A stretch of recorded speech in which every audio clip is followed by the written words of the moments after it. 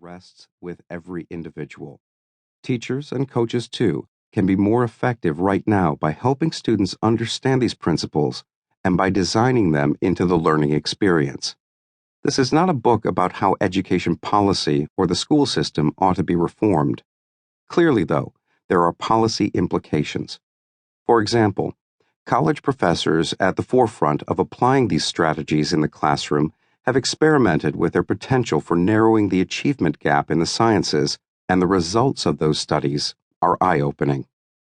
We write for students and teachers, of course, and for all listeners for whom effective learning is a high priority. For trainers in business, industry, and the military, for leaders of professional associations offering in-service training to their members, and for coaches. We also write for lifelong learners nearing middle age or older who want to hone their skills so as to stay in the game. While much remains to be known about learning and its neural underpinnings, a large body of research has yielded principles and practical strategies that can be put to work immediately, at no cost, and to great effect. Make it stick. Chapter 1. Learning is Misunderstood. Early in his career as a pilot, Matt Brown was flying a twin-engine Cessna northeast out of Harlingen, Texas, when he noticed a drop in oil pressure in his right engine. He was alone, flying through the night at 11,000 feet, making a hot-shot freight run to a plant in Kentucky that had shut down its manufacturing line, awaiting product parts for assembly. He reduced altitude and kept an eye on the oil gauge, hoping to fly as far as a planned fuel stop in Louisiana, where he could service the plane, but the pressure kept falling. Matt has been messing around with piston engines since he was old enough to hold a wrench, and he knew he had a problem. He ran a mental checklist, figuring his options. If he let the oil pressure get too low, he risked the engine seizing up. How much further could he fly before shutting it down? What would happen when he did? He'd lose lift on the right side, but could he stay aloft? He reviewed the tolerances he'd memorized for the Cessna 401. Loaded, the best you could do on one engine was slow your descent, but he had a light load and he'd burned through most of his fuel.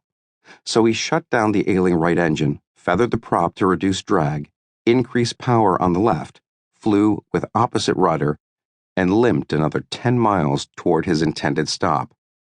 There he made his approach in a wide left-hand turn, for the simple but critical reason that without power on his right side, it was only from a left-hand turn that he still had the lift needed to level out for a touchdown. While we don't need to understand each of the actions Matt took, he certainly needed to, and his ability to work himself out of a jam illustrates what we mean in this book when we talk about learning.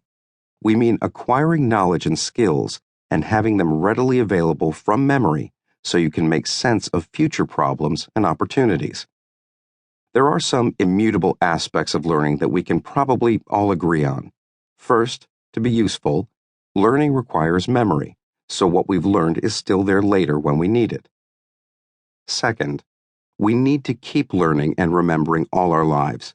We can't advance through middle school without some mastery of language arts, math, science, and social studies. Getting ahead at work takes mastery of job skills and difficult colleagues. In retirement, we pick up new interests.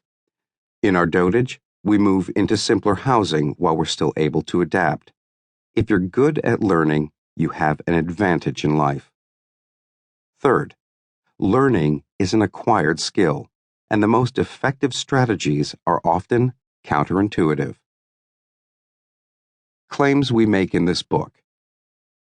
You may not agree with the last point, but we hope to persuade you of it. Here, more or less unadorned in list form, are some of the principal claims we make in support of our argument. We set them forth more fully in the chapters that follow. Learning is deeper and more durable when it's effortful. Learning that's easy is like writing in sand, here today and gone tomorrow. We are poor judges of when we are learning well and when we are not. When the going is harder and slower and it doesn't feel productive, we are drawn to strategies that feel more fruitful, unaware that the gains from these strategies